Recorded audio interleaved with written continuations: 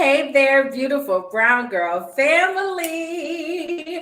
Welcome back to another episode of Brown Conversations. Welcome to the replay for those of you who are tuning into the replay, and welcome to the live for those of you who are here for the live. Start introducing yourselves in the comments. We see y'all in here already, honey. Let us know who you are, where you're watching from. If this is your very first time hanging out with us, drop it in the comments now.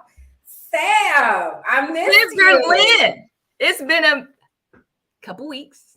It has. Happy belated birthday. Thank you. My birthday was everything. I went to Cartagena and I was frolicking on the beach and stuff. I'm all brown and such, honey. I done came back brown, girl.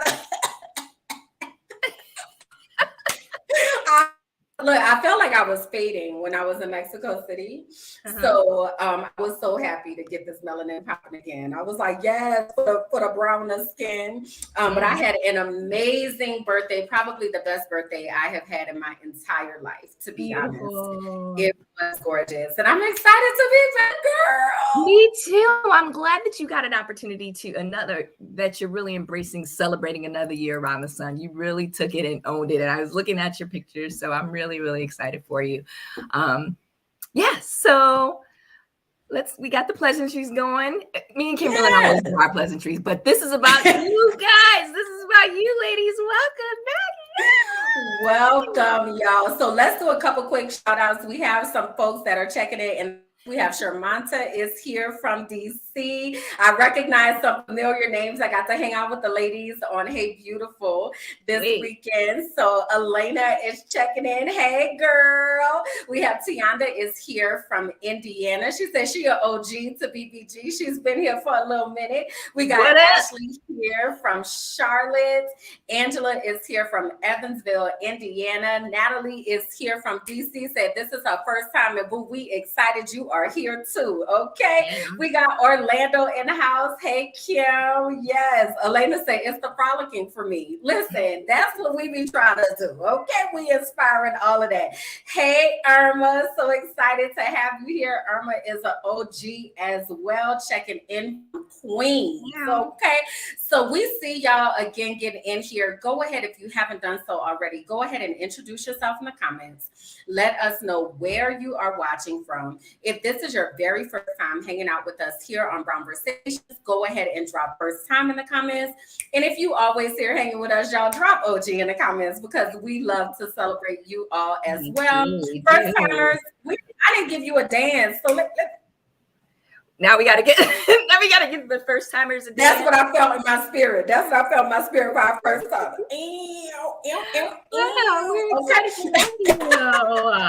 We're always excited to have you. All we need, we love the OG energy, the new person energy, all that. Absolutely. Absolutely. So we need it. We need it. So much to talk about today, y'all. So let's go ahead and get our official things started and letting you know what this is that you're watching. Since we got our first timers with us, honey, welcome to Brown Conversations. This is our virtual platform where we talk about all things brown girl related. We are here to connect you with other like-minded women and give you a platform to share your voice in the brown conversations that matter to us and those we care about. We invite you to follow Beautiful Brown Girls and follow us individually as we take this journey through life. My name is Kimberland, and I'm coming to you all from Medellin, Colombia. I am an educational consultant. I'm an intuitive melanated life coach, and I'm a professional frolicker, y'all. And tonight, I'm one of your hosts. Okay. Well, my name is Sab Jackson. I come to you out of Dallas, Texas. I am also one of your co-hosts, and I'm a healthcare professional, healthcare marketing professional, forever student, podcaster, business owner, dreamer, daughter to Barbara, sister to Maria, sister to Tawana, and just welcome, ladies. Get ready for all this energy we got tonight. I'm hot. I just wanted to show y'all this jacket. That's all. Look at this jacket though, because I'm like, this girl, show it off. Oh, that's cute. There's a reason why I'm wearing it. I'll take it off That's you cute. later. That's real cute. Okay. So yes, thank you for showing that off, honey, because the people need to celebrate you right quick. All right. So y'all, we want to tell you all real quick just the mission of Beautiful Brown Girls, right? Everything that we Yes. do here is about sisterhood, support, and self-care, creating authentic friendships, swapping stories, experiences, just sharing that mission of love and inspiration and acceptance. So if you have landed here, you've landed in the right place, honey, because this is the place that we need you to be. And we are glad that your faces are in this place. Okay. It is. In addition to that, and on top of that, if you love our content, and we know you will, we ask that you please share this content. So go ahead, click the share button, hit the like, let other people know that you're enjoying the content that you are watching.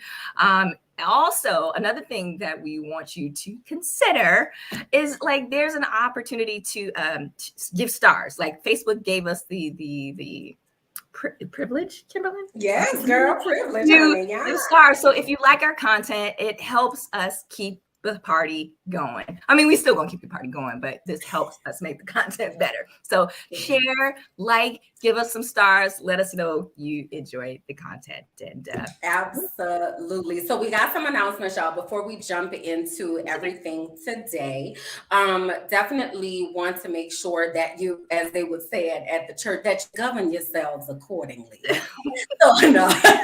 The first announcement is a programming note. So we want to make sure here at BBG TV, we have this show, Brown Conversations, and we also have Brown Girl Boss that comes on every other Wednesday. Next Wednesday, I'm going to be on with Anne Marie, who is the anti-HR lady. Now, if you or anybody you know has been through any type of toxic work environment, maybe you're dealing with that right now. Maybe you got some HR questions that you just don't feel comfortable going to actual HR at your job.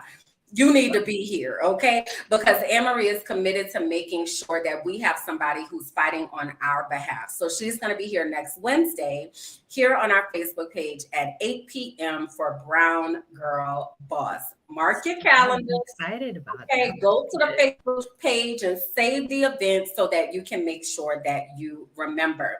Also, another month is coming tomorrow. Already? No, not tomorrow. Oh, the day after tomorrow? The day after tomorrow. I knew it was coming. It was coming. It's not a leap year this year, so. Day after tomorrow, we have some birthdays that we need to celebrate, honey. So where are those March birthdays? Shout yourself out in the comments. I'm not a March birthday baby, but I'm. But we celebrating for them. I don't know what is that, Aquarius? No, March is Pisces. And what comes after Pisces? I don't know. Y'all tell us. But March birthdays, go ahead and shout yourself in the comments. Let us know when your birthday is and make sure that we are able to celebrate you. Okay, so go ahead. If you also have someone who has a March birthday, they may not be here with us, but you might want to tag them in the comments and let them know. All right. So we got Linda. Oh, so it's Pisces and Aries. Is that how it works? I don't know, y'all. But listen, Linda's checking in March 23rd. Aries, baby, honey. Happy early birthday, Linda. So excited for you. Again, go ahead and shout out. Okay, Pisces season. All right, that's what I thought. That's what I thought. Okay. So yes, March baby's checking in. That's the fish. Excited. That is the fish. You are correct. You are correct. So we always love to celebrate you all. So definitely happy early birthday to our March babies. Your time is here to shine. Okay.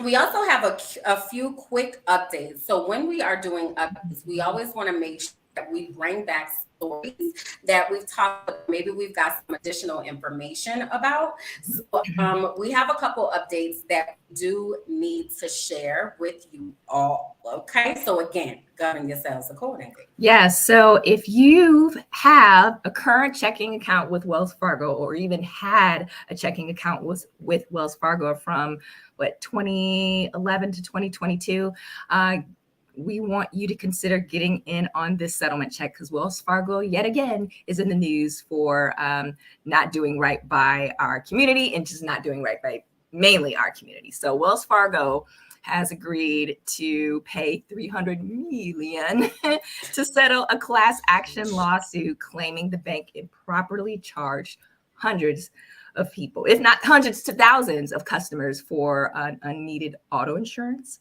The lawsuit, brought on behalf by investors, followed a 2017 New York Times report. So essentially in December, Wells Fargo reached a $3.7 billion settlement with the Consumer Financial Protection Bureau to resolve claims it harmed millions of customers, including its auto business. So Wells Fargo is still dealing with the fallout from its fake account scandal, which first emerged in 2016 and spread to nearly every corner of the bank. One area involved is the bank autos and insurances, which I mentioned, all of its products, which were part of a 2018 penalty imposed by two banks.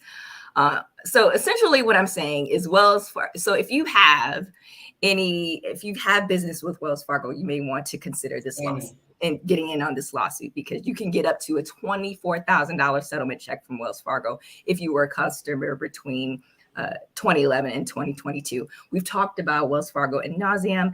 A spokesperson did come out and say, it said, while we disagree with the allegations in this case, we are pleased to have resolved this legacy issue. And they acknowledge that it is a legacy issue.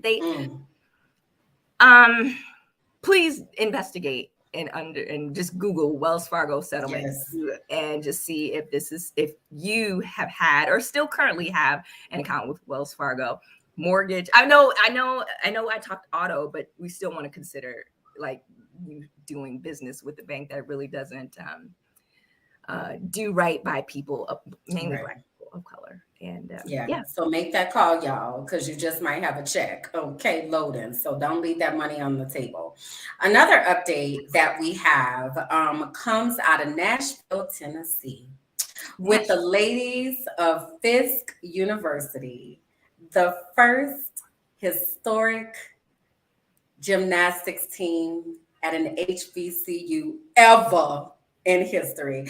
I am a proud alumna of Fisk University, a daughter ever on the altar. And we just wanted to take a moment to acknowledge the ladies. Competition season is in full swing and they have been making their rounds and just doing amazing things. But we also got word that the gymnastics team is going to be the subject of a docuseries from filmmaker Deborah Draper, WIIP production company. It's going to be called Flipped, and it will follow college gymnastics only all BIPOC team as they navigate the pressures of their first season while challenging the stereotypes and norms in women's athletics. So I am just excited to share that with you all. It is currently in development, but these ladies have absolutely been just breaking barriers and just doing amazing things and inspiring so many little brown girls who can now see themselves competing at a collegiate level for gymnastics. So congratulations to the Fisk University historic women's gymnastics team. All right. So I do see a question before we move on to our next thing. So William is here. Hey, William. You. William said, I didn't know this was strictly for women. Can I be up in here? You are more than happy to, you are more than welcome to say, William, because we talk about things that matter to the brown people that we care about. And you might be one of them, right? So you are more than welcome to stay here. Just make sure that you are creating space and celebrating brown people. So having said that, let's go ahead and jump into our new releases, girl. Because we have some really, or not. What'd you say? I said what we got coming out, or not. Or not, right? So y'all, we got word that, have any of y'all watched, do you watch Judge Sab? Have you watched Judge Max or like Judge Joe Brown or Judge, I don't know, the Judge Star Jones got a judge show? Any of that? No, I catch all the clips on that go viral, but no, I don't watch those shows. Got you. Well, we just got word for any of you all that actually watch court shows and court TV that Judge Greg Mathis's show, Judge Mathis, and the People's Court that has Judge Millian on it have both been canceled, y'all. Now, if we don't watch it, our grandparents probably be watching the judge show. See, listen, y'all, they done canceled the shows. Oh my goodness. So Judge Greg Mathis's show, Judge Mathis, was on for 24 seasons. I was just gonna say, why is this such a big deal? Because it's been on forever. So Judge Mathis' show has been on for 24 seasons. That's been over 20 years. And Judge Millian in People's Court has been on for 26 seasons, right? Wow. So again, over 20 years, right? So they have canceled these shows, y'all. But wait, there's more. We found out just yesterday that Judge Mathis's show, or Judge Mathis, was tagged to have a show come back on Byron Allen's Allen Media Group. So he schooled Judge Mathis. He heard about what happened. He said, hey, my brother, come on over here to this Black-owned station. So now Judge Mathis is going to have a show over on Byron Allen's station called Mathis Court. It is scheduled to be a 1-hour show that is going to come out in fall of 2023. Okay. They said that it has a firm goal and they are just shopping it out. Okay. So we are really, really, really excited about that. We haven't heard any word on the People's Court and Judge Millian, but Judge Mathis has been saved. So boom, today. Great. I don't know. I can't, I know he has a slick mouth. He definitely does. As a judge. I've never watched her show before, unfortunately, but I'm glad that he's moving to Byron Allen's network. I feel like maybe he'll be on the grill or something, but we definitely know it's going to be on cable. So congratulations. Yeah. Shout out to them. He landed. All right. So coming to Netflix. Y'all remember Samore? Mm-hmm. She's one of the original, one of the original queens of comedy. She is back with her 6th comedy special to talk about fake lashes, the pandemic, and social media users asking for prayers.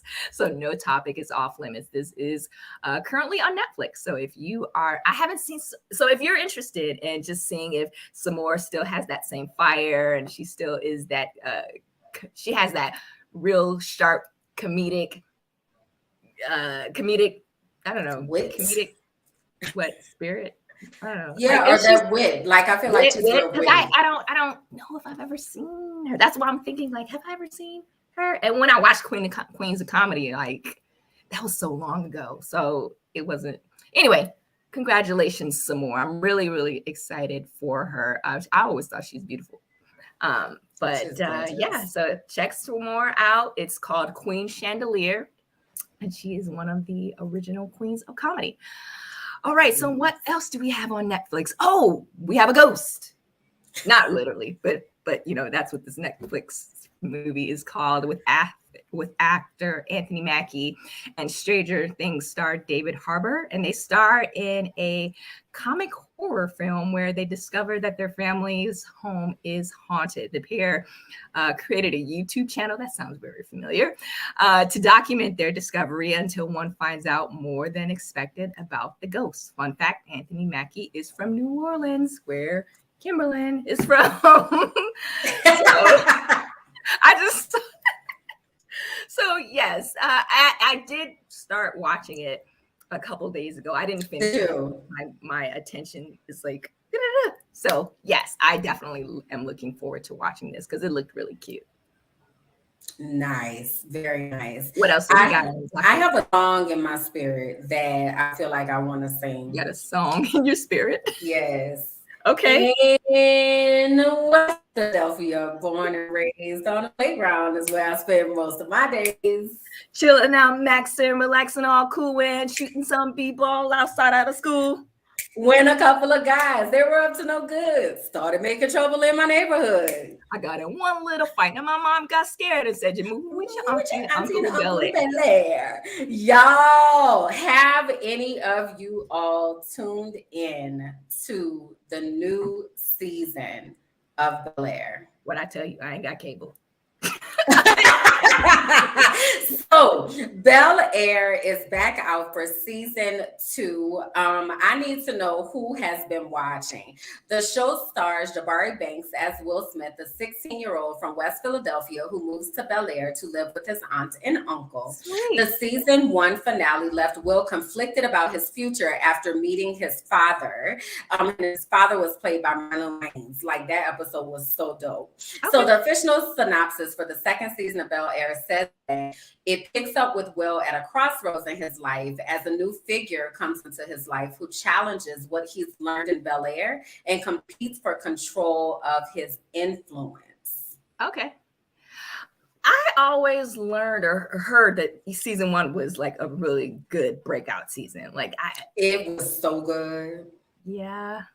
It was so good. Like, it is like when you think about Fresh Prince, like you think about the comedy and all that kind of stuff. Mm-hmm. But baby, this is like a dramatic turn, and it is so good. So this is on Peacock. I'm sorry, I didn't tell y'all that. So Bel Air is showing on Peacock, which is NBC's app. So get yourself a password or something and go ahead and check that out. It is worth it, y'all. I wouldn't lie to you. It is gonna be so good. I tried to start watching season 2 the other day, but it was late. But the first 15 minutes that I saw, I was like, oh yeah, I'm about to watch this. So episodes 1 through 4, I think, are already out. So go ahead and start checking it out. I'm telling y'all, it's worth it. It's worth. Okay. Okay. Thank you. Definitely got to check that one out.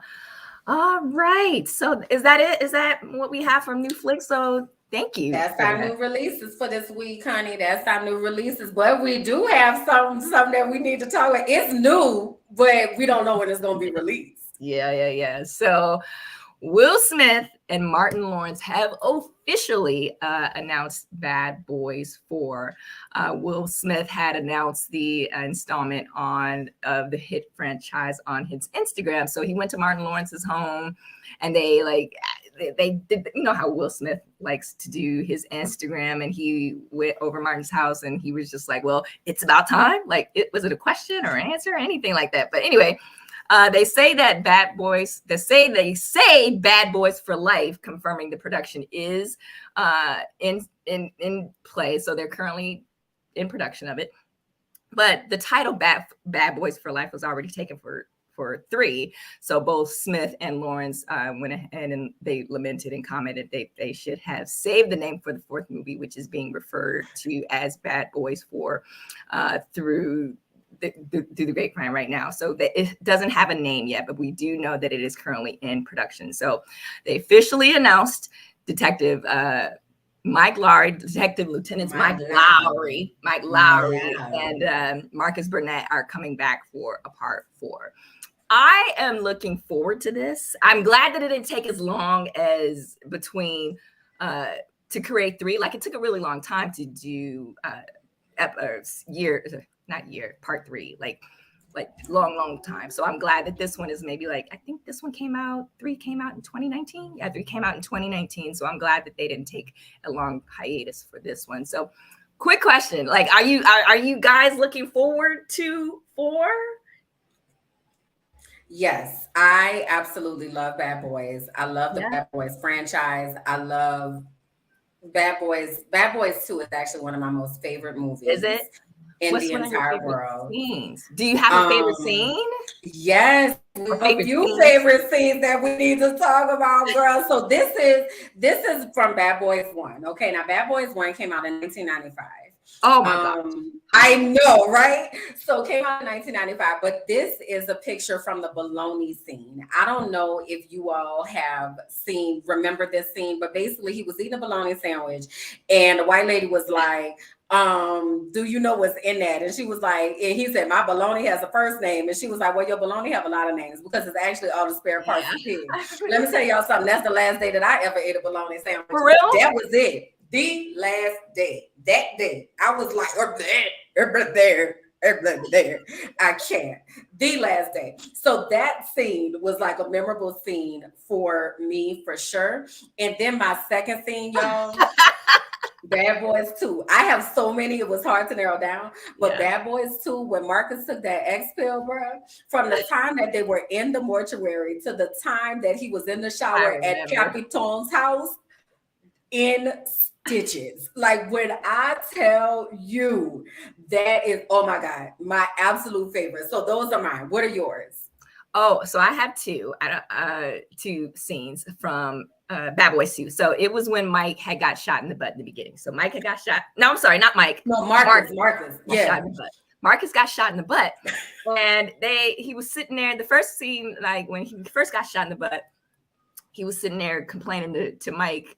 And he was like, yeah. And then like there's two Hispanic colleagues. I'll try to be fast because I'm trying to set the scene for you guys. He just got shot in the butt. Yes, this picture. So then the two Hispanic colleagues came over and he was like, yo, Mike, you should give it a little kiss, make it feel better. We'll just pretend like it's not even there. And then this Hispanic colleague says, he says, yo, isn't there a Ricky what did he say? Yo, isn't it a Ricky Monster? No, he said, yeah, isn't it a Ricky? See how I'm trying to remember? Yes, like, that's isn't it Ricky Martin?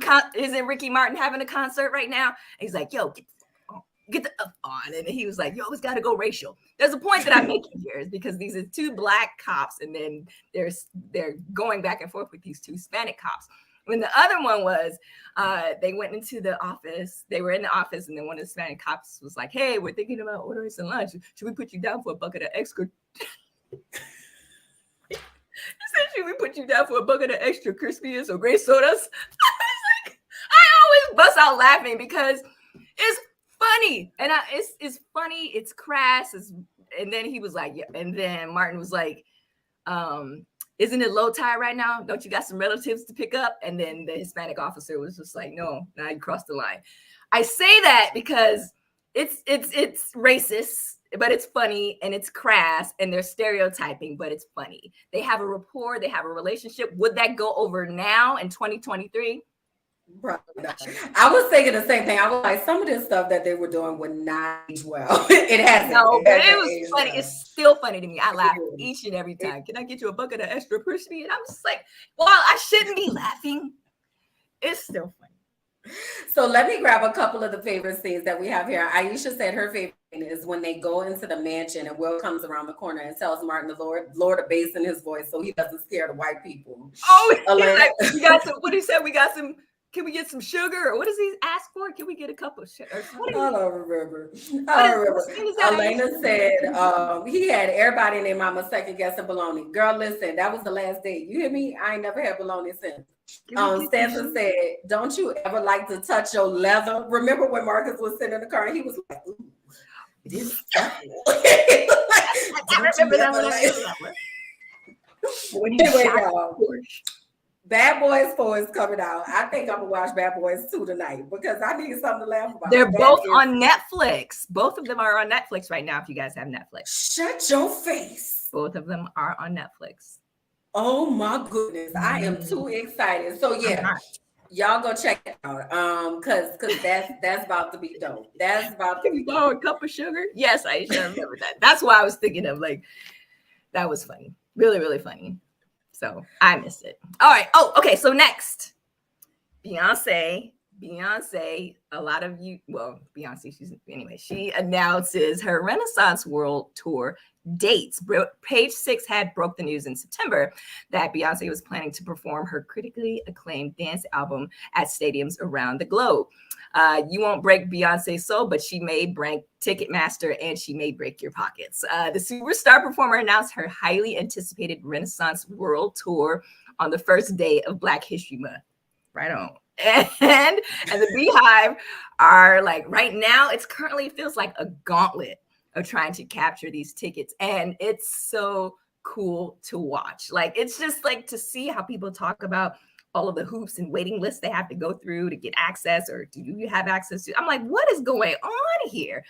I'm just watching it. I have my popcorn and I'm just watching it. But I learned that the reason why all of this, they are having to go through hoops is because something with Ticketmaster and Taylor Swift and a lot of people snatching tickets, and it was just a big deal. I don't remember the full story, but I think tickets and such. Okay, so Are y'all going to Beyonce's Renaissance? Like, what are y'all? Are y'all like? Are y'all one of those people who are in the gauntlet trying to get tickets? I am not. Honey, the people getting the tickets, honey, they are. See, look, Kaylin got hers. Still says she has hers. Natalie says she got hers. Her fit is planned. Wow. Okay. Lori got her tickets. I've had people up and down my Facebook feeds That's talking what's up, about y'all. they have gotten their tickets. Yeah, it's a thing. Yeah. Yeah, look, the people going, girl. The Y'all's people going. listen. Like, I'll look at y'all pictures on the internet. My budget for any concert is $200. I mean, I don't know if are the tickets crazy. Like, I see these prices. They don't look stupid crazy. Unless you're in and they said that some of the tickets, like the tickets in the UK, were actually cheap, a little bit cheaper than the tickets in the US.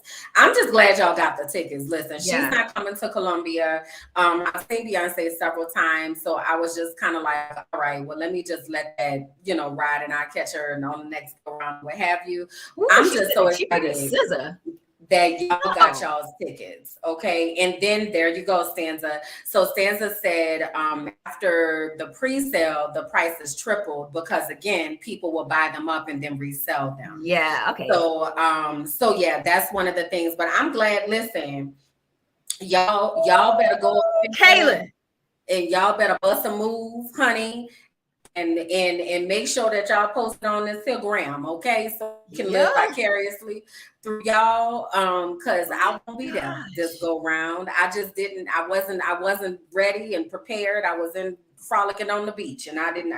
So wow. At any rate, Kaylin, you serious? Yeah. So y'all enjoy. I am definitely a member. I'm definitely a member of the Beehive for sure, but this one I had to sit out. I had to tap that on out, and I'm gonna let y'all take this one, all right? But I'm excited to see what it looks like. I know that Beyonce, she's a performer, and I know that it's gonna be dope. So I'm super excited about that, and I'm glad that y'all's faces are gonna be in the place. Okay, so congratulations to the ladies. Don't sound so smug. Be excited. Be excited. Be excited. We'll live back here. No, I am. I'm very excited. Okay. All right. So speaking of excited, I'm also excited to share with y'all some of the things that have happened this award season 2023. Y'all, it's been so much, and we couldn't highlight everything. So listen, don't add us, okay? We just had to highlight a few just so that we can bring it to the forefront of your minds. And then if there are other people that you want to shout out in the comments, shout them out because they deserve to be acknowledged as well. So first off, I want to kind of give us a little lesson for some of us that may not be aware. So there's this thing called an EGOT.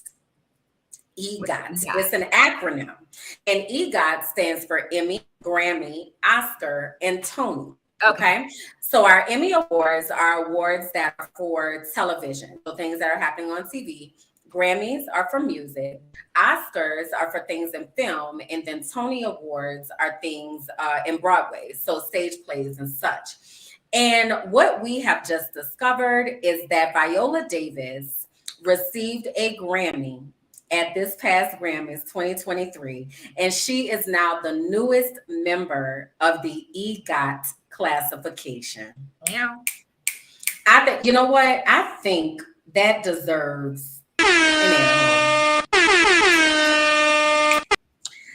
So let me tell you why this is a really big deal. Yes, because as it is really difficult for people to get this EGOT and to show up in these different spaces, right? Usually people are not quadruple threats, right? So it's a big deal, right? To be able to get into these areas. So the first Black EGOT winner was in 2002, and that was Whoopi Goldberg.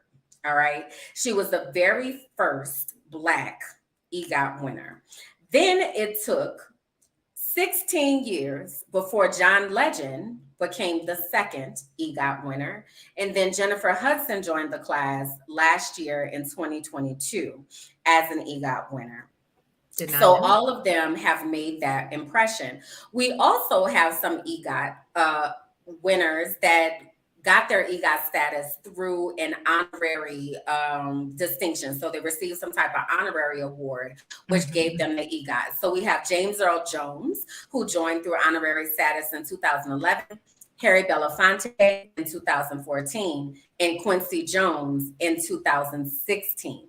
So as you can see, this is a real small number of people that are Black that have been in this designation, right? So it's a really big deal that Viola is now a part of this group. Now, there are some people that folks are watching. They're like, we need to look out for these people because they probably going to be next up. So some of the people are Common. Common only needs a Tony Award. Cynthia Erivo needs an Oscar. Audra McDonald needs an Oscar, and Billy Porter needs an Oscar. So the four of them are just one award away from being an EGOT. And then we also have two artists. The artist known as Her needs an Emmy and a Tony. And she's made it very clear. Her was like, I'm coming for the EGOT. I'm coming for the EGOT. And then Lupita Nyong'o just needs a Grammy and a Tony. So we have about 6 people locked and loaded that are hoping to soon be a part of this EGOT classification. But we definitely wanted to honor Viola Davis. So amazing and deserving. She got that Grammy for the reading of her memoir, Finding Me. So when you do an audiobook, that counts as a Grammy, or that counts as a Grammy nomination. It counts as a music thing. So she got that award for reading her book, the memoir, Finding Me. And she has now joined that class of EGOT members. So wow, that's awesome. I didn't know Common was. I didn't know he got an Oscar. I didn't either until I looked it up. I was like, what? Okay, for what? I mean, you know, well, we can do our Googles and figure it out. But Billy Porter is going to get that Oscar. I believe it. I don't know about her. Lupita Nyong'o, she'll figure it out. She will, everything's figure outable, but she'll figure it out and she will get her Grammy and her Tony. Sweet. Yep. It's going to be there. I know it. So some more historic news that we heard about is that Missy Elliott has now made history by being the first ever female rapper to achieve a nomination for the Rock and Roll Hall of Fame. So Missy Elliott, we know, has been around for a while. She's a singer, songwriter, producer, visionary, trendsetter, all the things. She has really just broken so many barriers. And this historic nomination makes so much sense, right? So we're sending up all types of vibes and prayers and all the things that whoever votes for who goes from nomination to actual induction, that Missy Elliott joins that class. And she will, when we're just going to speak it into existence, when she joins, she's going to be the first female rapper that has ever been inducted into the Rock and Roll Hall of Fame. We just gonna speak it into existence, okay? We just gonna say that it's gonna happen. So congratulations to Missy Elliott and that amazing achievement, because that's a really big deal. Congratulations. Well deserved. Yeah. So one more thing, y'all. So also at the Grammys, well, 2 more things. So at the Grammys, we had some additional historic things that were happening. So Beyonce won more Grammys for Renaissance, right? All the things, right? So Beyonce is now the most awarded Grammy, has received the most awarded, the most awarded artist ever in Grammy history. I was like, hold on, let me get it right. Beyonce has now made history as the most awarded artist ever in Grammy history. She has now won 32 Grammys, and that is more than anyone. Right? Lizzo, at this past Grammys, received a Record of the Year for About Damn Time. So she did a few costume changes and such, and showed up in all of her greatness. Okay, so congratulations to her. We also had Thames. I don't know if you all rock with Thames. Do you listen to Thames? No idea who that is. No idea who Girl, that is. You need to get on it. No, thank you. I'm gonna send you some links. She has really good music. Thames is she sings R&B. It's kind of like an R&B neo soul type of. It's dope. Thames is like my go-to when I'm like, play this. But anyway, Thames made history as the first ever Nigerian female artist to win a Grammy. And then we have Samara Joy, who actually became the 10th Black woman to ever win Best New Artist. Okay. So we have a lot of brown girls that are showing up, breaking barriers, making history, and such has been amazing. But we got one more award show, y'all, that I need to talk about. Okay, so these NAACP Image Awards, baby. Listen, Mama Angela Bassett, my soror, okay, she came through at the NAACP Image Awards, and y'all know these are awards by us, for us. We vote for these awards. So she won Entertainer of the Year, and she was Outstanding Actress in a Drama Series, and also Outstanding Supporting Actress in a Motion Picture for Black Panther. Then we also had Quinta Brunson and the Abbott Elementary crew who came along, and Outstanding Breakthrough Creative, Outstanding Actress in a Comedy Series for Abbott Elementary. Abbott Elementary won for Outstanding Comedy Series. And then also Janelle James and Tyler James won for Outstanding Supporting Actress and Actor. We had Viola Davis won for her book, again, Finding Me, also for her performance in The Woman King. We had Jennifer Hudson and Sherry Shepard for outstanding talk show performances. So outstanding new talk show and outstanding talk series. And y'all, we also had Kevin on stage, y'all. Listen. Congratulations, Kevin. Kevin been campaigning for this doggone NAACP Image Award. He was so intentional this year. This was the third year that he was nominated, and he won. His speech was so cute, and Melissa was just, his wife was just so excited. So finally, God, congratulations for Kev on Stage. Tabitha Brown also won 2 awards. So she won for Outstanding Host as well as for her children's program, Tab Time. So all of these are things we've highlighted here on the show, and baby, they are getting their flowers. So we're just so excited for them because they've been bringing it, y'all. Like, this was well deserved. I'm so disappointed that Viola, Woman King, nowhere, nothing. Tabitha, her acting, nowhere, nothing. Like Tabitha is an actress first. That's all right. They got these Image Awards though. Look, our people recognize them. Our people was like, baby, take this award. Yeah, you're right. You're right. You know? So yeah. That is our award recap. That was a lot, right? That was a lot. But that's great. That's great that we got a lot of us in the award space winning all of the things. So we also update in this music genre, Celia Cruz, and I'm not sure if you all are familiar with Celia Cruz, but she's an icon of salsa music. And being here now in Colombia, and I took some salsa classes while I was in Cartagena, honey, I'm convinced I'm an Afro-Latina, okay? She's going to be on the U.S. quarter. I'm excited. I want to play her song, but I feel like Facebook might be like, nope. Facebook be hating. I know. What's the name of it though, so the people could look it up? It's La Vida es un Carnaval. Y'all know the song. I promise y'all know that song. Let me see if I could drop a little link for y'all. We gonna drop real quick. Should I? Real quick. 2 seconds. 2 seconds. That's it. You Okay. know Facebook be mad. Okay, go ahead.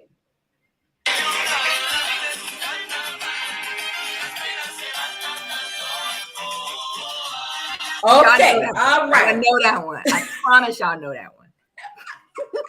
So Celia Cruz, the icon, the queen of salsa, she is one of the 20th century's most celebrated Latin music artists. She is going to be the first Afro-Latina to appear on the U.S. quarter. So congratulations to Celia Cruz, brown girl that has made her mark on this world and now is being cemented our money, and that is dope. If we can get a quarter, it's like once they come out, it's like the circulation of these quarters. I never see them. I got a Maya Angelou quarter when I was in the US, so I have that one. But yeah, we got to look out for each other. You know, if you get a roll of them, make sure to give them out for Christmas gifts. You know, make sure the people have. All right. So on that same vein of Black history, so in honor of Black History Month, we got a couple more days today and tomorrow. Barbie is getting a makeover from a notable Black stylist. Actually, Beyonce's stylist announced her name is Zarina Akers. She's Beyonce's stylist, and she curated several looks in conjunction with the brand to commemorate this Heritage Month. The post that showcased the variants of melanated Barbie dolls rocking textured hairstyles and chic looks from sweatsuit sets to leather jackets. Do we have any pictures to showcase any of? Absolutely, you know we do. Oh, okay. Can we show just a few of some of the looks that are super like this? This is Beyonce's stylist styling Barbie, and when I think of Barbie, like Barbie and just the dressing of dolls has come a long way since I was a kid. And I'm just wondering, well, I'd like to ask, just it makes representation matters is what I'm saying.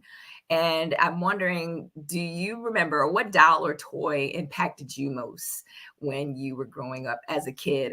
And then did that toy even look like you? I didn't have any dolls that looked like me when I was growing up. I don't ever remember having a black doll. I had Cabbage Patches though. That was what I had a lot of, was a whole bunch of Cabbage Patch Kids, but none of them were black. All of them were white. Yeah, same.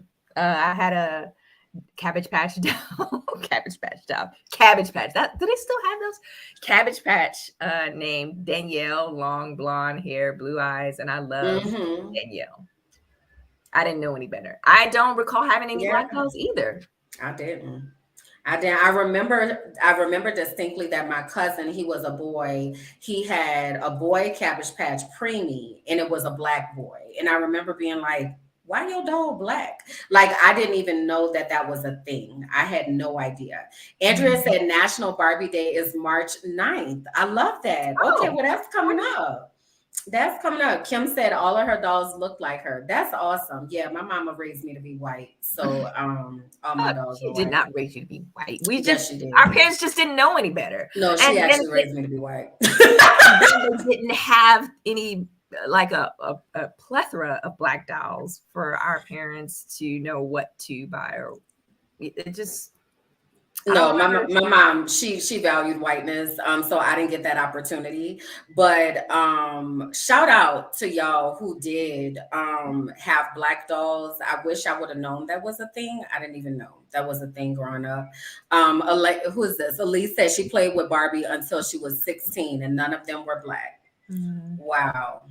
Yeah, so shout out to those of y'all that had that chance. But listen, Barbie is Barbie working it, honey. Barbie is on this runway. Barbie's coming up. Child, she is giving it to the people. Okay, giving it to the people. Yeah. Okay.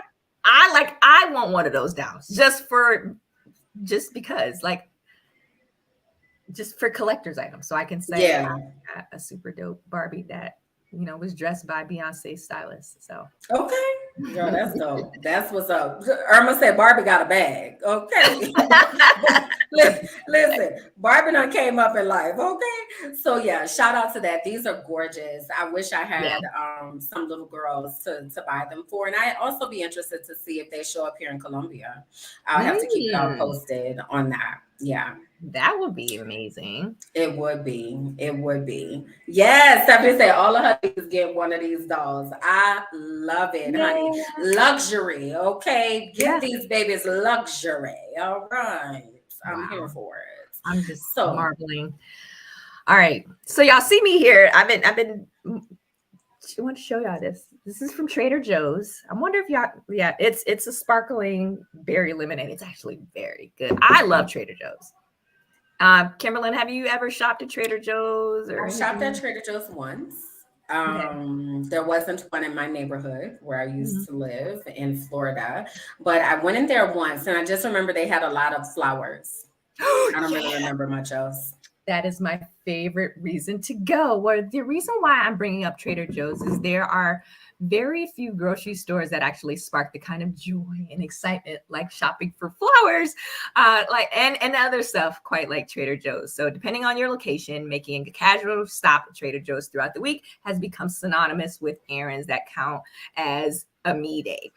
Their pocket-friendly selection, friendly environment, and seasonal rotations have a way of making the grocery store shopping experience feel less like a chore and more like an experience worth sharing. So like my go-to items every time I go to Trader Joe's are always the flowers, the lemonade, wine selections, and of course the food. Like I'm big on their sweet potato. I was just there yesterday getting some sweet potato fries, their bananas, their chicken. And going to the grocery store, I'm wondering, like, it's an experience. I think it feels like an experience, or it should be an experience. And I'm wondering, and I want to ask you ladies and you, Kimberland, and now that you are in, not Medellin. Medellin.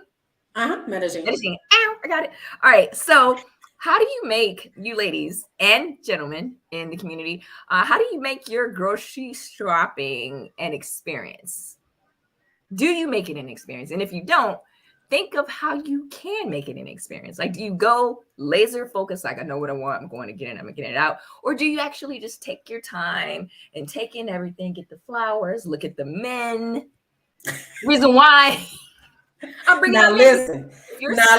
Now that's a reason for me to go ahead on to the grocery store now. Okay. Because I must admit, many times I just have my groceries delivered because it's so much more convenient. But when I do go to the grocery store, you are correct that there are plenty of sellers up in there. Okay.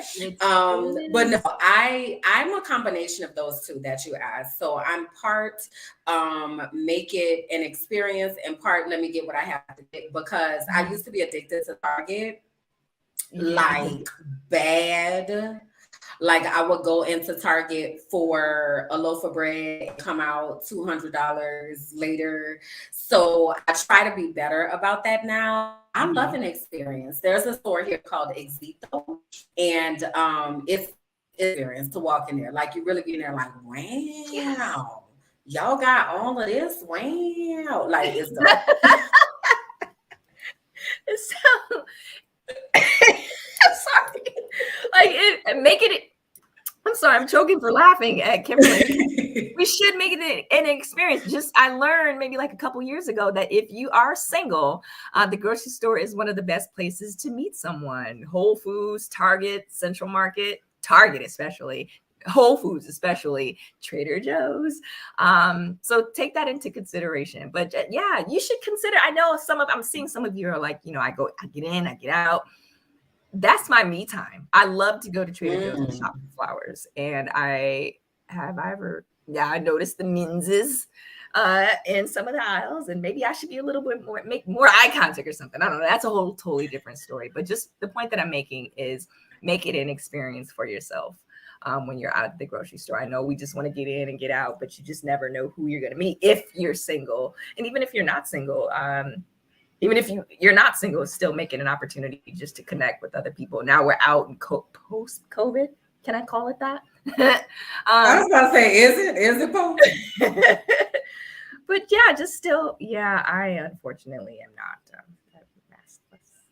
But that's a whole other different story. But yeah, make it an experience. Satira says she got to listen earphones, honey. She ain't trying to meet nobody. She ain't trying to talk to nobody, honey. She trying to get this. Yeah. Get what she got to get and mind her black ass business. Mind her black ass business. I get it. I like to peruse around. No, I definitely think if you can afford to slow down, I think a lot of times we aren't able to enjoy the experience. But yeah, if we can make it a mission to afford to slow down, that would be good. So thank you for that. Because the next time I go, I'm gonna actually go to the grocery store. I'm gonna actually go, and I'm gonna let you know what it was like, because I can see how it can be an experience. So thank you for even bringing that up, because it might be something there for me. Okay. Just saying. So let's go ahead on and jump into our Black Lives Matter update, y'all. As Sab already mentioned, we still have a couple more days left of Black History Month. But y'all know over here, we Black 365, okay? 365, 25, 8, okay? So we wanted to bring you all a how can I say, a movement that is happening right now, and it's coming out of Florida.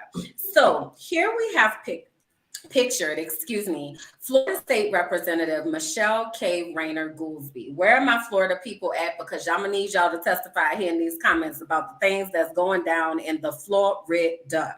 Okay, so Michelle K. Rayner Goolsby, she's actually a friend of Beautiful Brown Girls, and she's been on here before, before she was in office. So she's also an attorney, and she skyrocketed to, I don't know if we call it fame, but she became very well known with the case of Marquise McLaughlin, who was murdered in Clearwater, Florida. And she was the attorney on that case, and she works very closely with Benjamin Crump and all of his associates. So at any rate, Michelle K. Rayner Goolsby has made history in 2020 as the first openly queer member of the Florida legislature. So here she is pictured with her wife, Bianca, who just so happens to be my bestest friend in the whole wide world. So at any rate, Michelle and Bianca are serving another term in the Florida House. And the reason why this is important, and again, Florida people, I need y'all to speak up,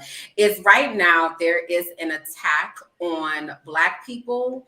There's an attack on the LGBTQ population, and basically anything that is not white evangelical happening at the hands of Governor Ron DeSantis there in Florida.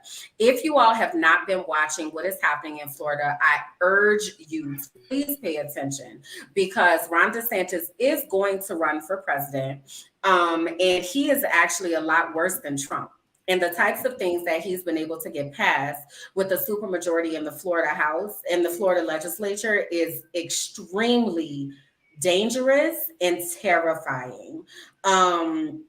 It is some legislation that is just, they're saying that it's okay to examine children's bodies to determine what body parts they were born with. Like, it's really, really, really bad in Florida right now.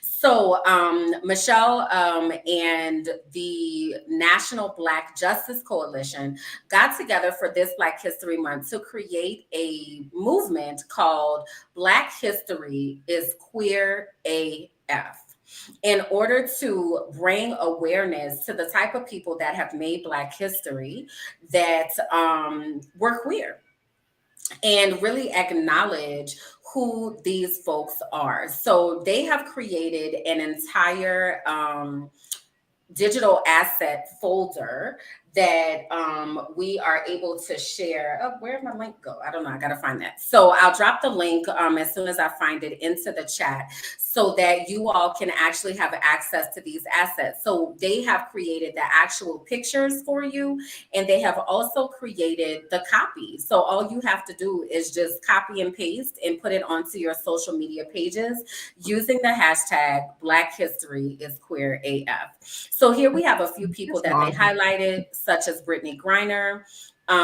Corinne Jean-Pierre, Janelle Monáe, and Bell Hooks. And these are just a few of the people that they have. But we wanted to highlight this because it's important that we really pay attention to what's happening, and that we also wrap our arms around the Black queer community. That intersectionality is often targeted in a very, very dangerous way.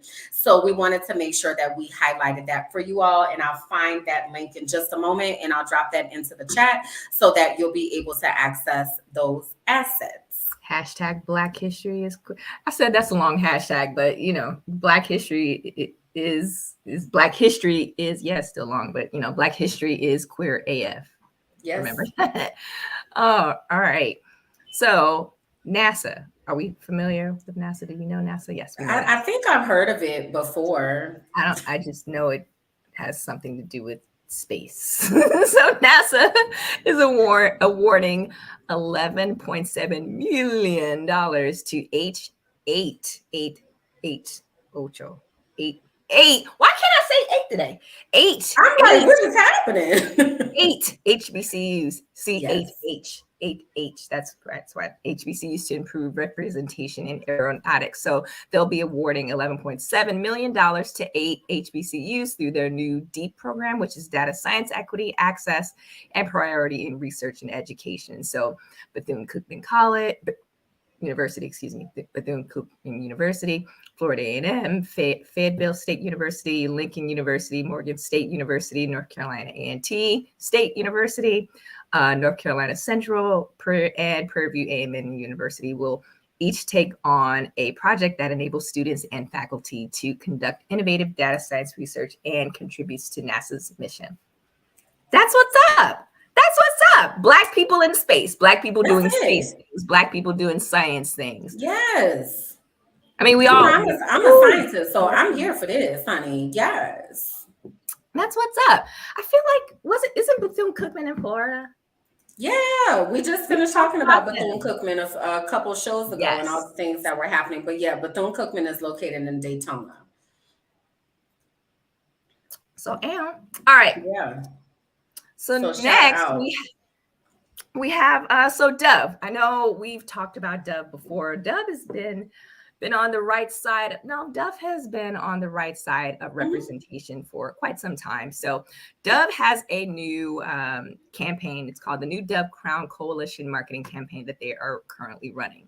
So Black women's hair is finally getting the equitable treatment it deserves. At least they're taking the initiative to give us the equitable treatment that we deserve. So thanks to Dove and LinkedIn, this sentiment is moving to the forefront. So as part of Dove's ongoing commitment to help the Crown Act and end race-based hair discrimination nationwide, the organization joined forces to conduct a wide-reaching study to analyze race-based hair bias and how that affects the professional advancement of Black women. So the goal of the partnership between Dove and LinkedIn is essentially to help out and put an end to race-based hair discrimination in the workplace. They intend to shine a light on the issue and call upon employers, hiring managers, and professionals to adopt equitable and inclusive practices that create respectful and open world for natural hair. Shout out to LinkedIn. Shout out to Dove. Again, Dove has been on the right side of history and with their Dove campaigns and hair campaigns and Crown Act campaigns for, I want to say a couple years now. Yeah. It's been maybe about 5 or so that they've been very, very vocal about different things with girls and women and girls and women's issues, as well as taking a firm stance with things that have to do with us as brown girls. So they've been making some good choices. Yeah. So this campaign, like Sab said, y'all, can be found. They partnered with LinkedIn, and again, they have that you're able to share to amplify this. I don't know if any of you all have experienced hair discrimination. Sab, have you ever felt the pressure though of feeling like you needed to wear your hair a certain way to come across as professional?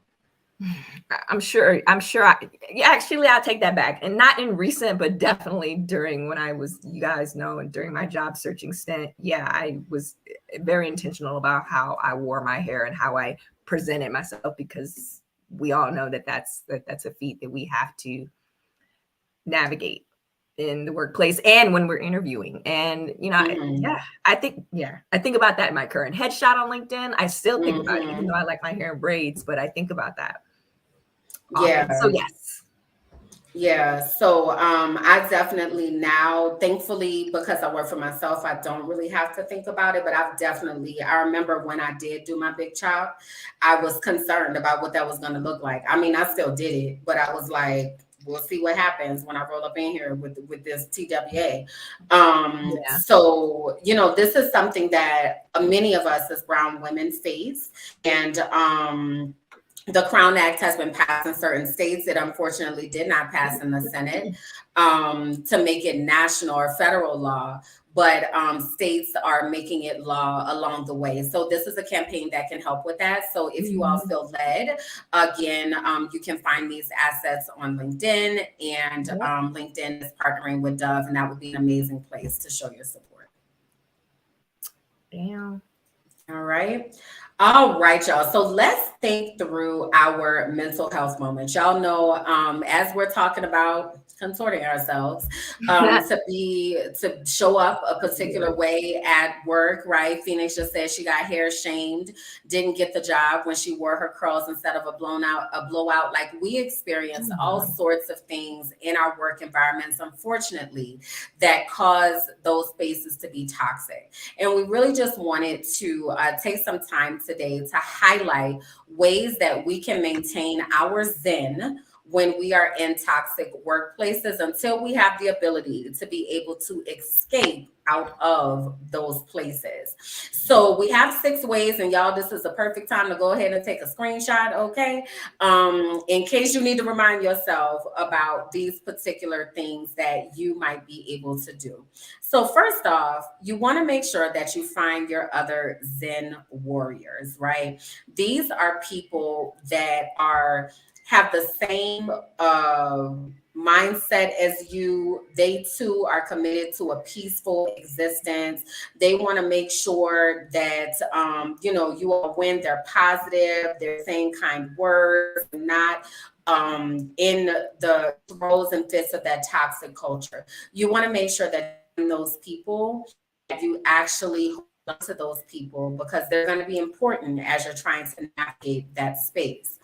The next thing, take some breaks, y'all, away from the toxic workplace. Baby, you might have to take a mental health day. You might have to decide that you are going to eat your lunch in a separate place away from everybody else. I work in education, and I never ate lunch in the teacher's lounge. Like, the teacher's lounge was just such a horrible, toxic, negative place. I always ate by myself in my classroom, or I ate with protected people that I knew didn't subscribe to that. So you definitely want to make sure that you give yourself the opportunity to take breaks away from people. You don't have to give up your break time just for the sake of saying that you're being sociable in the break room. Okay. So definitely think about doing that. Also, get some headphones, y'all. Let me say something. Sab, I feel this is something that you would do. I don't know why. I feel like this is a strategy that you would use. Am I correct in saying that? What I do is I put one in and I have my phone.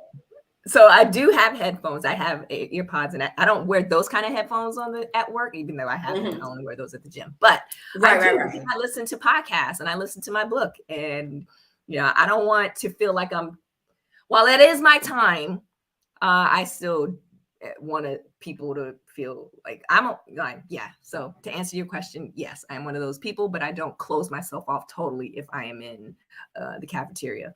I agree, though, that these type, like the big old stereo headphones, probably are a lot, right? But honey, earbud, girl, I have earbuds in all the time. Like, and it is so interesting because I'll hear what they say, and then I'll be like, I'm sorry, what? What would you say? And I take my earbud out, like, I'm sorry, what? Like, I had no idea. What? I'm sorry. Could you repeat that? What? Right. So it really is. It really is a thing. It's a strategy that you might be able to use of getting you some headphones and making sure that you are giving yourself opportunity to, again, sometimes you might need to listen to a meditation. You might need to listen to your favorite audiobook, your favorite podcast, your favorite, Zen music, what it looks like. If you are able, go ahead and have you some headphones so that you're able to disconnect. Also, you might want to think about doing some meditation in the parking lot.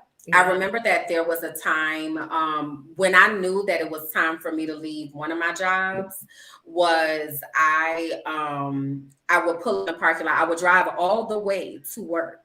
And I would get in the parking lot and I would be like, I'm going home.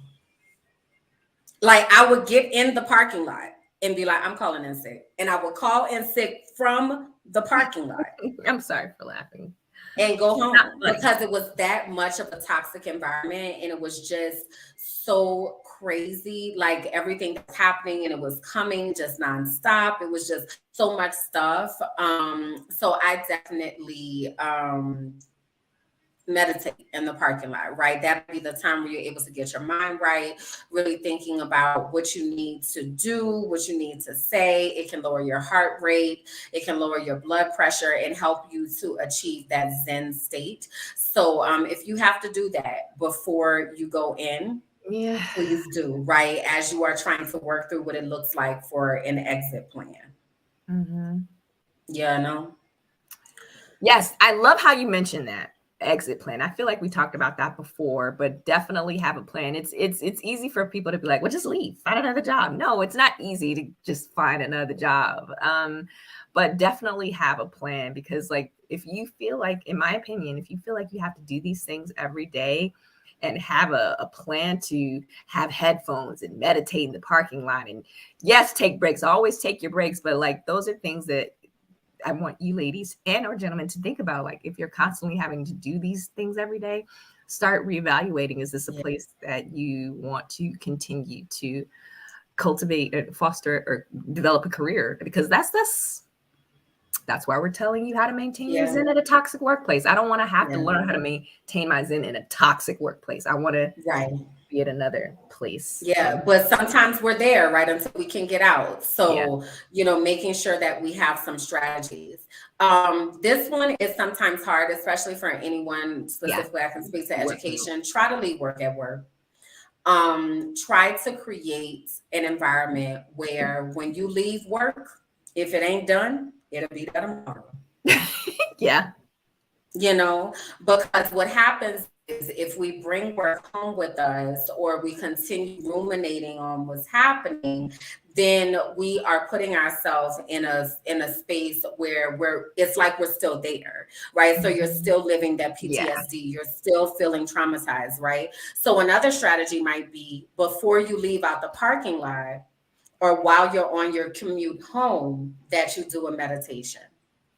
Right. So that before you walk into your door at your house, that you're able to leave all of that behind for the day so that you're able to show up for your family, for your partner, for yourself once you get home, and not still living in whatever that toxicity was that you had at work.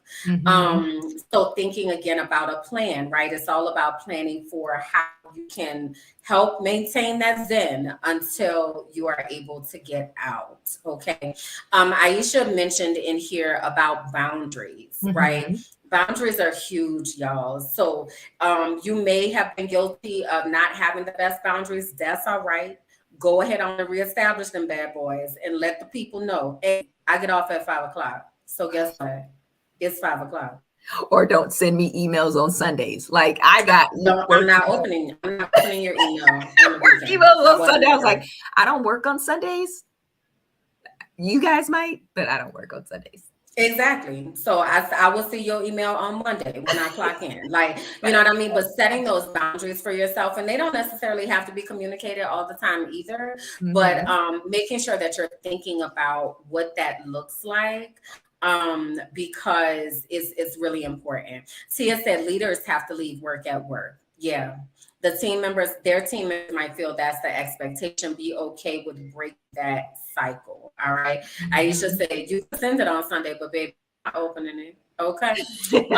You also want to make sure that you neutralize gossipers. Right. Yes.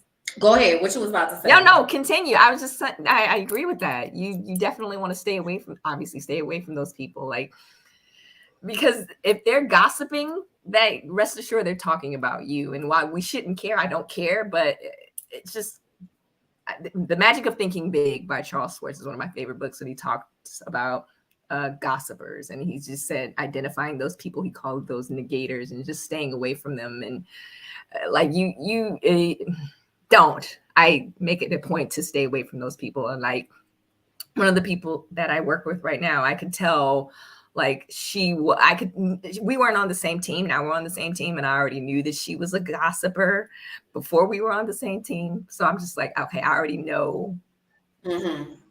So yeah, I don't share a lot of personal stuff. I share just enough.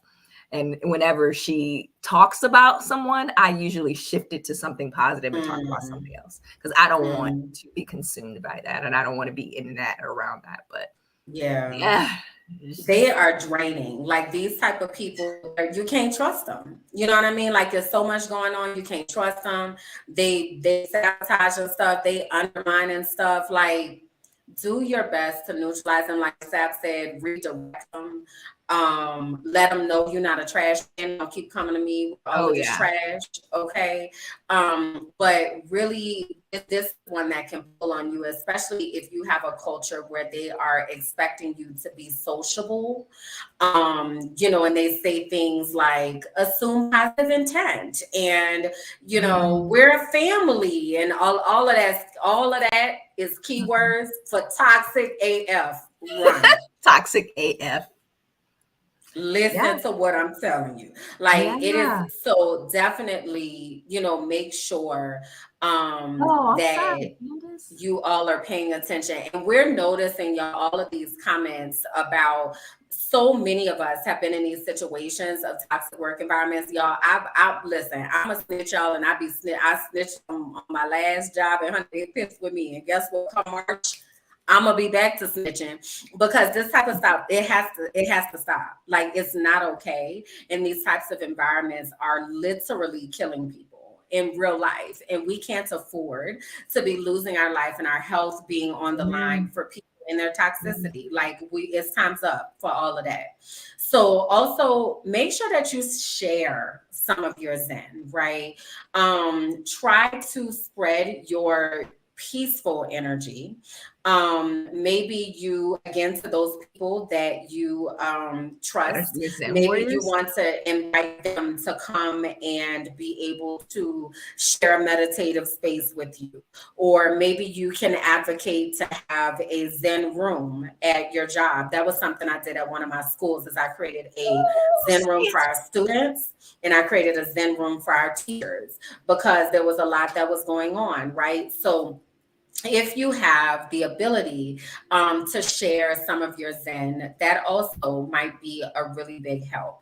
So, what other tips do you all have about how to maintain your Zen in a toxic workplace? If y'all will drop those into the comments, because I know we got some. There's an app that I use called Headspace. I think that's the Mm-hmm. app. Mm-hmm. Awesome, awesome app. And can I just shout out the company that I work for? I won't say, well, never mind. I don't want to say it, but I mean, I'm not ashamed of it. But like It's okay. they gave Listen. the point that I'm making is they gave us the Headspace app for free, Oh, and awesome. I it's a beautiful app. I don't know. I would definitely implore you to use that app. I try to listen to it every day, but it's a really awesome app. Great tools.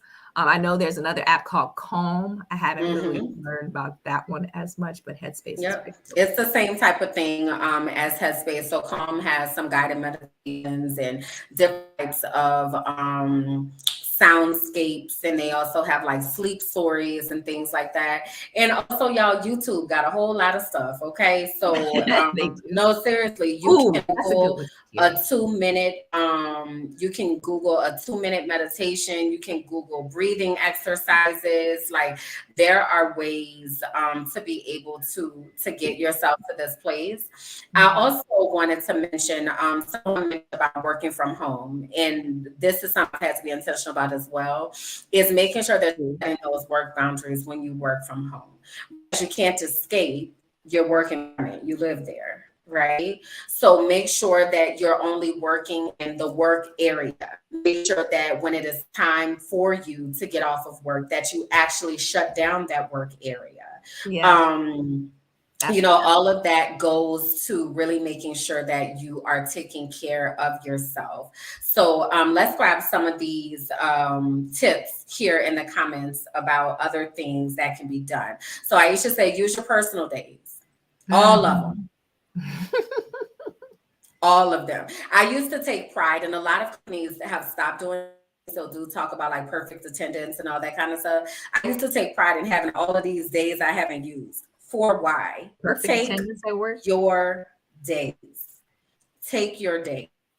Especially in education, they be like, "Oh my God, you had perfect attendance. You were here every day." My last couple years, I was like, y'all could take this perfect attendance and stick it where the sun don't shine. I'm taking my days. So take your days. Thank you for that, Aisha.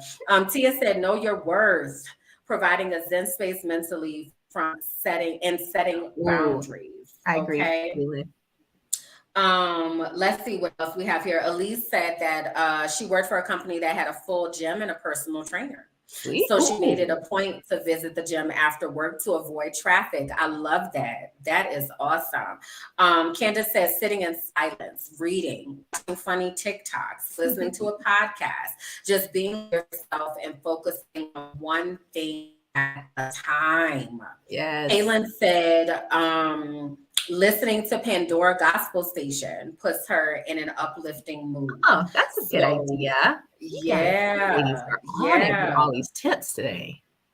Donna said Shine. I haven't heard of the Shine app, but she said it's affiliated with Headspace. So y'all check that out. So that link is there, theshineapp.com. This is not an endorsement. Okay, we're not getting paid for this, but thank you for that, Donna, because if that's going to help somebody, y'all go ahead and find that. Candace also said starting taking a short walk in the morning and grabbing some coffee. Tia said vacation. Okay, 0 time left at the end of the year. Baby, take them days. Take them days. Shamanta said block out time on your calendar so folks cannot schedule me. Let me tell you something. I just started doing this. And this is in my work from home, working for myself life. I just started doing this. I came back from vacation on Wednesday. And when I tell y'all all hell broke loose, Wednesday, Thursday, Friday, Saturday, Sunday. Today, I was like, I'm off the rest of the week. I'm off. Can't nobody ask me to do nothing. The rest of this week, I am off. I can't. It's too much. My brain is about to explode, right? Knowing when you need to block off that calendar so you're able to get your things done, because people not worried about what you have to do. They worry about what they want you to do. Right. Let me say that again. People ain't worried about what you have to do. They worried about what they want you to do. Right? So make sure that you are prioritizing the things that you need to do, because ain't nobody else worrying about it if you ain't worrying about it. Okay. Lori says she does that too. Candace said, yes, honey. Focus time. I don't know if y'all know, actually on Google Calendar, you can actually schedule focus time. You can actually schedule focus time on your calendar and it will block that time out for you. Okay, so you can Sansa said time on your calendar or on your Gmail. On your calendar. Because we have it on our iPhone, focus time, but this is through your Gmail calendar. You are able to schedule focus time and it will block off that time on your calendar. I have to Sansa said, I once had to block off lunch hours because West Coasters would forget I'm on the East Coast. Yeah, so any of you all that work by coastal, you want to think about that. Yeah. Linda said, I set a window when I will engage.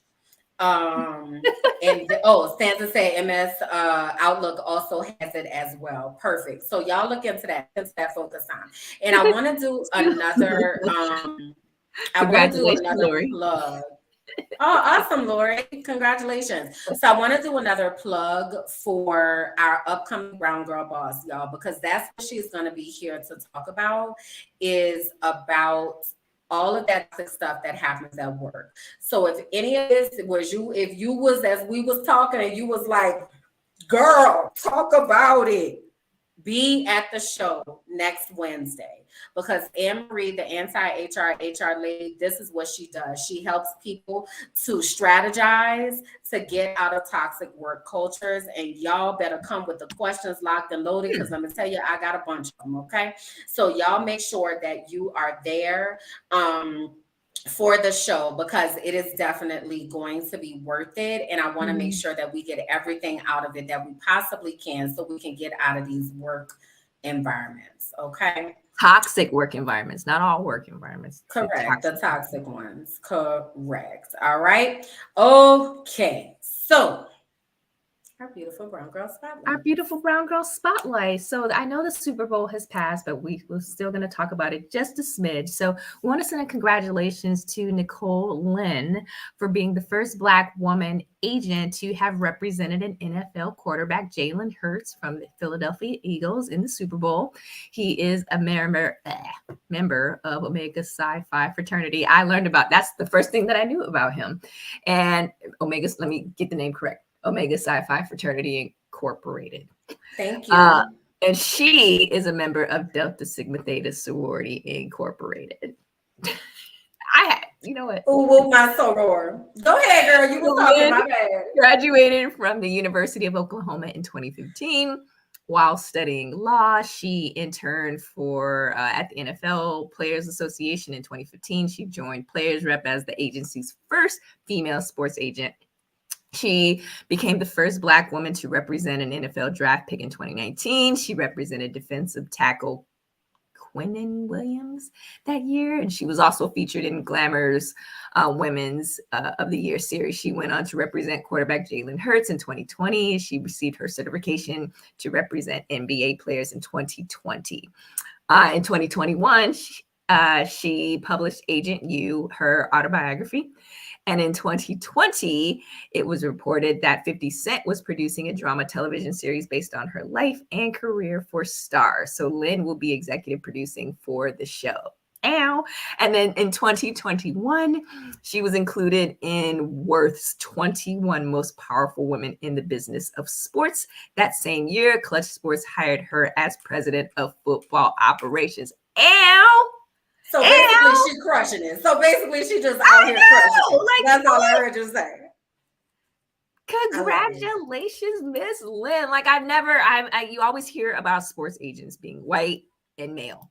To see this black woman a part of a historically Black sorority, and with her frat brother, for lack of a better term, like she's just all the receipts. So congratulations to her. Love to see it. Absolutely. I love that. But guess what, y'all? There's more. We have one more beautiful brown girl spotlight that we wanted to bring to you all, and that is WNBA star Candace Parker, who was the first woman to call the NBA All-Star Game. So the All-Star Game took February 19th in Salt Lake City's Vivint Arena.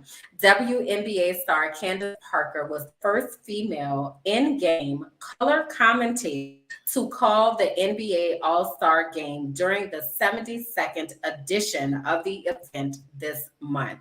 Wow. Parker is used to being the first because in 2004, Parker won the slam dunk contest at McDonald's All-American Game, becoming the first woman to win the event while beating future NBA stars like Josh Smith and J.R. Smith.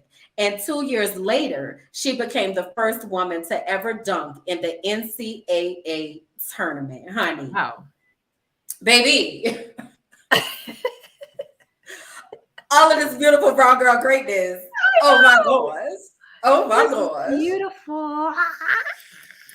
I love to see it. That's why we have these spotlights to learn about, because two of these women I didn't know. I'm lying. I knew about Nicole, but I didn't know much about Candace Parker.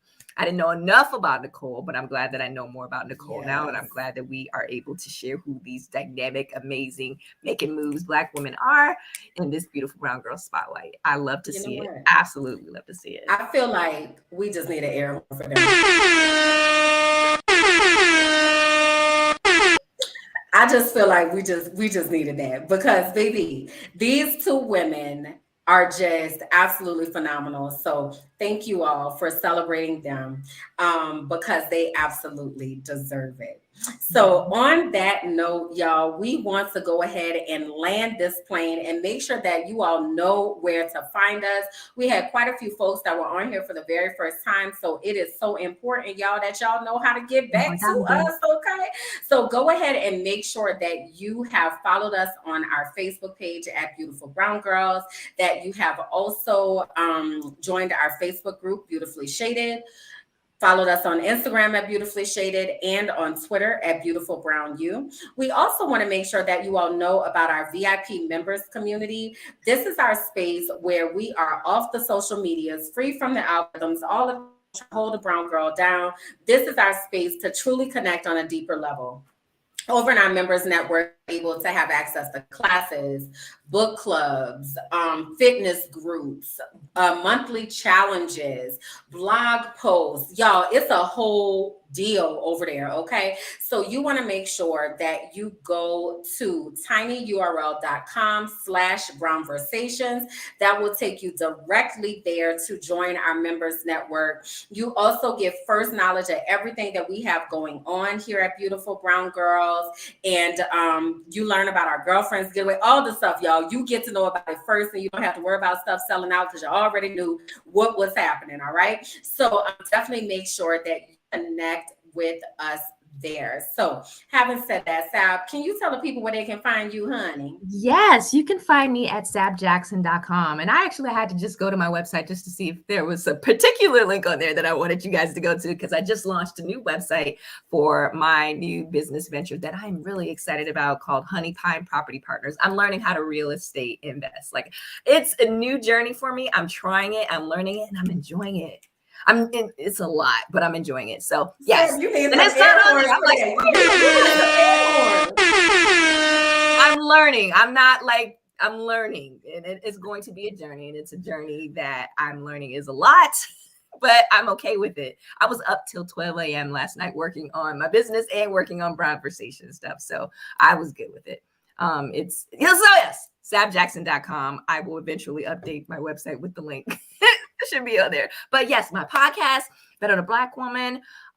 You can connect with me on LinkedIn. Would love to do that. And then everything is on sabjackson.com. What about you, Kimberland? When can people reach KimberlandJackson.com? I know, right? Y'all, we not related. We're honorary cousins, but we actually ain't even know each other for this. But no, you can find me, y'all, at KimberlandJackson.com. That is my website. You can also find me at mindinmybblackassbusiness.com. That is where I have all sorts of merch that is happening. My Minding My Black Ass Business line, also my Black and Free line, and coming March 1st, my professional frolicker line. Hold on, I need to get myself some like 2 clothing lines. You got Minding My Black Ass Business, which I have a t-shirt. She got professional frolicker. That's I actually have 3. I also have a Be Bold BU line. But anyway, you can find all of that at KimberlandJackson.com, at mindinmybblackassbusiness.com. You can find me on YouTube, Patreon, Instagram, at Minding My Black Ass Business. I would love for you all to connect with me. I will be restarting my snitching that I am doing on Pennsylvania Department of Education and all the foolishness that happens in school improvement. So that's going to get back started in March. So I would love for you all to go and catch up on all the things that I've already talked about, and then prepare for these future episodes. And so that is where you can find me. So thank you for asking. So y'all, we are here every other Monday. Okay. My bad, wrong button. I was like, that was the wrong button, y'all. We are here every other Monday for Brownversation, where you get to come get the news, you get to hear about what's going on, all the things that brown girls should care about, and definitely get yourself connected to our beautiful brown girl community. So we will be back here the Monday after next, okay? But hopefully I'll see y'all next Wednesday for the next episode of Brown Girl Boss.